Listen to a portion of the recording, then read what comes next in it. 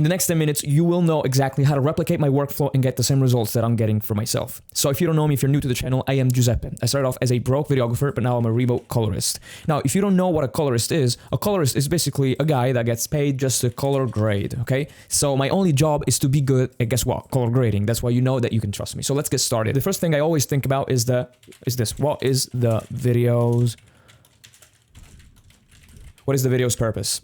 So it's important to think about this because this will determine the look that you can build for the video itself. What you don't know is that people on YouTube have brainwashed you into believing that there's only one cinematic look, one filmic look, one thing that you can apply, one technique that you can apply, and that's it. But that's actually wrong.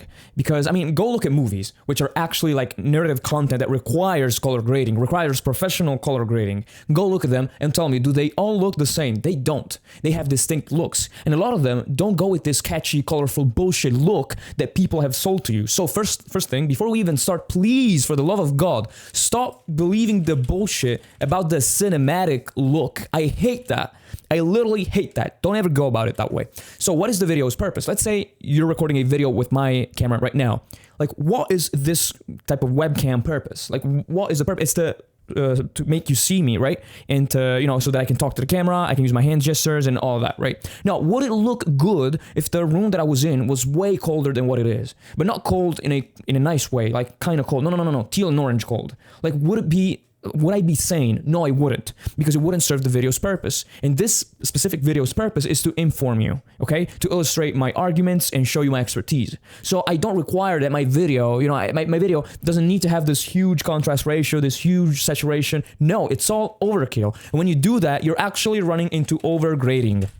I talk about this in another video of mine in my online school, top link in the description. But overgrading is basically when you get a problem in your image and you try to fix the problem that you created by doing more. And you're doing more. And you want to do more. And you start adding more things. A lot of beginners do this. I coach students to stop doing this bullshit. And it's really hard to stop it once you start. So don't even start. Listen to me. So what is the video's purpose? Let's take this video, for example. So this video, the feed that you're getting from my camera, well, it's to make myself known so that you can see my face. You know, I'm a real human being. You can trust me. And we can talk kind of face to face, right?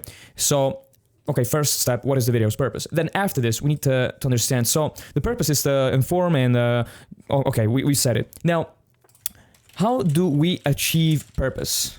Like the video's purpose, how do we achieve it? Because that's a real question that you should be asking yourself. Like, what color, what contrast, what exposure, what saturation makes you achieve what you're aiming for? That's a legit question. Because what I see a lot of beginners do, listen closely, a lot of beginners, do you know what they do? And I'm talking to you as well. Like, I'm talking about beginners, but you are the beginner here. Do you know what you do? You go about grading, and you might have images like this. You might want something like this, and you start grading, okay, I'm gonna mess with this, before even thinking about what you want out of the image. And that's actually wrong. That's keeping you into the overgrading trap. Okay, so how do you achieve the purpose? You've got to translate. Okay, so I want the video to look professional in this case, and I want it to be authentic because this is my style, because I say the shit that's on my mind. I don't care. I have no filters. I want the video to be authentic. I want the video to be this, to be that. Okay, so how do I achieve it? Well, one great way to do this is with a flat look. What is a flat look? I'm gonna walk you through it real quick, then we're gonna go over the next steps in my workflow. Flat looks are something that are very overlooked, but I talk about them in my online school. Again, if you want to learn more, top link in the description. Usually a flat look is a look without much contrast and saturation, which is really super counterintuitive, right? Because you've been led to understand that color grading is about always adding more, always doing this. It's like, I don't know, like, of course, to be well, like to rest well and to recover from a workout, you need to eat. But do you want to become obese? Like, this is what you're doing. Like, you're making your images obese. Do you understand, like, the analogy, the metaphor? So a lot of the times, flat looks serve the purpose of having this raw and authentic video. Like, it transmits this very well, this feeling very well. And that's exactly what I go for in my color grading. Like, this is color graded. Like, this doesn't look color graded. And that's the fucking purpose of a flat look, because it looks better. Like, you don't know what the original feed is like. You think this is not color graded. You think this is unassuming, because that's the flat look doing its job. Okay, so do you see how deep my mindset goes? Okay, so how do you achieve purpose? You need to ask yourself, like, how should my image look? So if I want the video to be raw and authentic, because that's its purpose, how do I do that? So how do I translate into color, basically? After this, you go and you start grading. So this is the part where you actually grade. So how do you actually grade though? Like I want this to be practical, okay? And I'm gonna show you exactly how to grade. Okay, so this is from a music video that I graded some time ago. Now I wanna show you quickly how we'll go on about grading, okay? I'm gonna be very quick. I have bigger guides on my channel, go watch them. Or if you really wanna go to the next level, just check out my online school, man. You already see the value of this. Like if in 10 minutes, I'm able to just destroy every limiting belief that you have about grading. Like imagine fucking getting taught by me personally. I look at your grade, you exercise on this footage, like you can really work on it.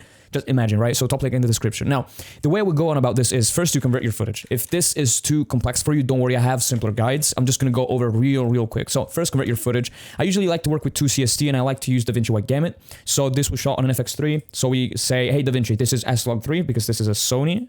This is actually, okay, there we go. And I want to work in Davinci Intermediate, Davinci Wide Gamut when I work on it. Then the other CST just goes, hey Davinci, now get Davinci Wide Gamut and Davinci Intermediate, turn them into Rec 709. So we go right here, Rec 709, and Gamma 2.4 is fine. Sometimes I might get Gamma 2.2, but this is actually okay. Now, first things first, color grading, like I want to talk about something very quickly before we start.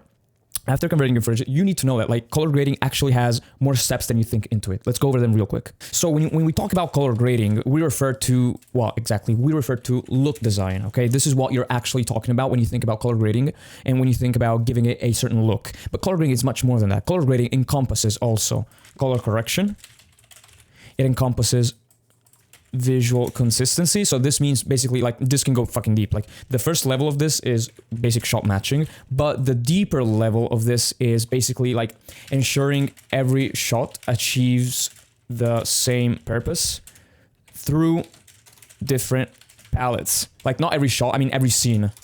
Let's say that you saw like in the music video, like I have different scenes. Now they need to be coherent even though they don't have the same colors in them. So you need to speak like the same color language. Like, do you see how deep we can go? Again, go check the online school. I talk about this intensely. Bro, I'll fill your mind with my knowledge. Like you get to pick my brain to ask me questions. You talk to other people that are on the same journey as you. It's fucking affordable as well. And if you apply now, you will get a discount, a huge discount. Go apply now. I hugely suggest that. Huge value. Like I'm not a fucking salesman. I'm so convinced at the value. Like you will honestly regret that. Anyways, so it encompasses different things and it also guides the eye. So there's different layers to color grading, basically. I will go over quickly just a couple of things. Just know that if you want to go in that, top link in the description where I talk about this stuff.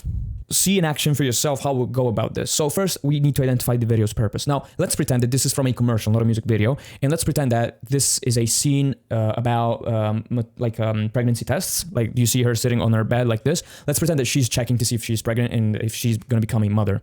Now, what does the video need to say? Well, I want it to look authentic. Like it needs to be not warm, but it needs to be gentle, okay? It needs to be pleasant. It needs to evoke good memories. Like we need to make the viewer feel like they're watching something good to look at. Like this is a good thing. She's going to become a mother, okay? So what I would do is first I would work my exposure. Now I want this to be fairly bright, but I have too much contrast actually. Like do you see how I'm already going for a flat look kind of? Because in this sense, like in this case, I don't want that much contrast actually. So after my exposure, I'm going to go and I'm going to work on my contrast real quick. Now this is not looking bad at all. I'm doing this fairly quickly. Now let's say that I like this contrast. I might want to, maybe I want to dial in my custom curves. We might do this. This is looking beautiful. Okay, now let's say I want to work my saturation. Now I have identified a few problems. First, I don't like the orange color cast in the whole image, so we need to work on that. So here comes the part of color correction. Do you see like how grading encompasses different things? This is it. So let's work on our saturation and then I'll make a few notes before where we actually fix the things that I don't like. I want to work on my saturation before because if I make my colors not brighter but more saturated, it will be easier for me to spot the mistakes, like the things that I don't like, and it will be easier for me to go back and actually fix my mistakes. Not mine, I didn't shoot this, but essentially the things that I don't like. So let's go. I usually like to work on my saturation in the HSV color space. This is a technique pretty common by now. I explained this in my online school, very useful. I love working on saturation this way. Let's see what happens if I add saturation. So the thing that I don't like is this orange and blue palette that we have going on. I don't like these tones at all. So I want to shift the orange to yellow and I want to get rid of this blue. I feel it is too distracting. And this comes from the camera, so this is not my fault. So let's see.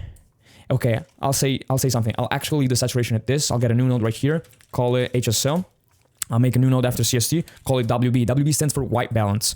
Now WB goes, like its signal goes to HSL. Again, top link in the description. If this is too complex, I explain this in like a fuck ton of details, or go watch my other videos if you don't want to make the investment yet. I explain everything. You get so much value. I mean, look at it. Look at it for yourself, really.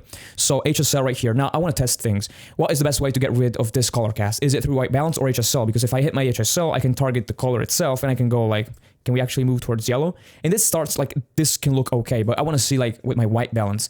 Luma mix goes all the way down. White balance needs to be linear. We're going to use linear gain. Okay, now I'm looking at my scopes. Well, this is looking good, I must tell you. So too much red.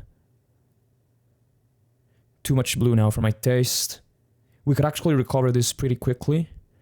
Okay, so a little less blue, a little less red. And we might be almost golden. I'm trying to understand where to push this image. Now it's already looking better, right? I have, I don't want it to be properly balanced. Like I don't want the walls to be white. I could literally do like this. Like this wall can start to become white. Now it's white, but now the room is too cold. So I don't really care about the wall becoming actually white. So now I gotta think. So I want to get rid of this blue right here. Let's get rid of it.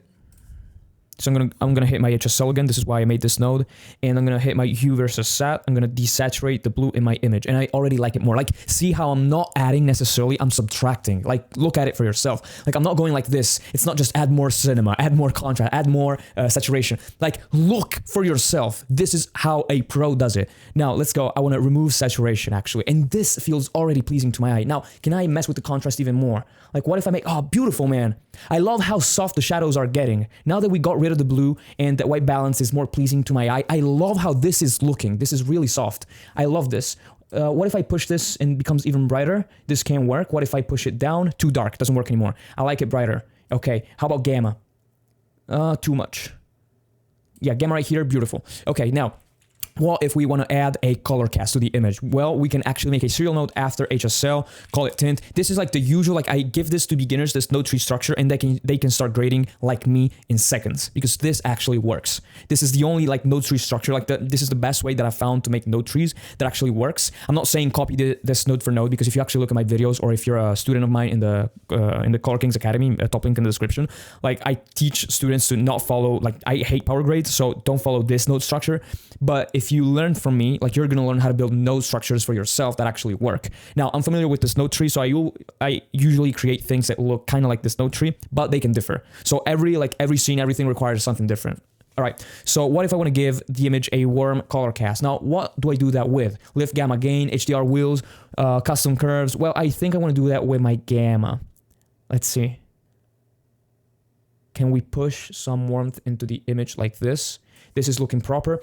What if I try to balance the shadows by adding a touch of cool tones in the shadows? So you see this on YouTube, but motherfuckers overdo it way too much. So if I go this way, it starts looking too bad. I don't like it. I mean, we could go for a split, like you could make things look like this, but this is too worked on.